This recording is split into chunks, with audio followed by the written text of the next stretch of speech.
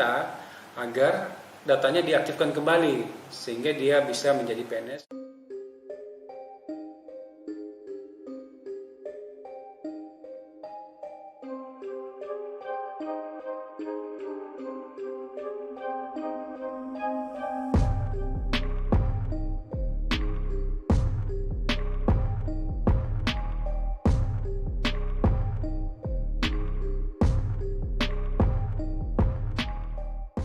Yang bersangkutan atas nama Mahyudin terkonfirmasi bahwa saudara Mahyudin itu merupakan PNS pengangkatan dari jalur sekretaris desa.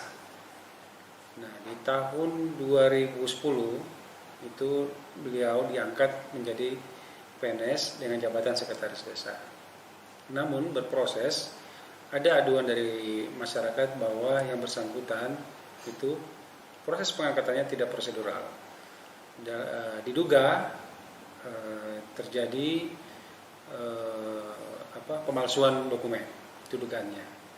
Sehingga data tersebut diproses dan pada tahun 2012 dari BKN menerima surat dari pemerintah daerah melakukan penonaktifan atas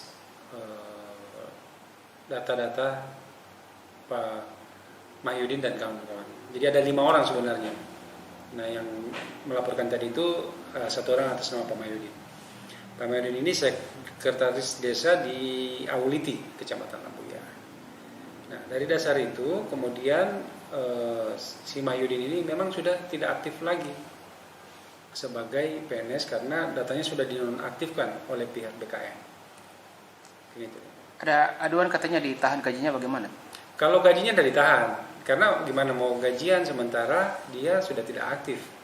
Datanya sudah dinonaktifkan oleh BKN. Berarti statusnya itu berarti bukan lagi sebagai PNS karena data PNS-nya itu sudah dinonaktifkan. Jadi kalau gajian itu tidak, tapi sebenarnya Pak Mahyudin ini meminta agar datanya diaktifkan kembali sehingga dia bisa menjadi PNS dan menerima haknya.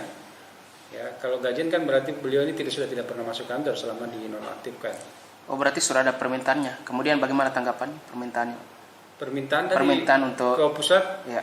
Pemerintah daerah juga sudah pernah melakukan untuk mengaktifkan kembali data Pak Mahyudin tersebut. Tapi di tahun 2019 kembali lagi di tahun 2020 pihak BKN itu menerbitkan surat yang sama bahwa merujuk ke surat yang pertama penonaktifan bahwa yang bersangkutan tidak diterima atau ditolak usulan untuk diaktifkan kembali, sehingga ketika ditolak ya berarti tidak bisa lagi kami berikan haknya gaji kepada dia.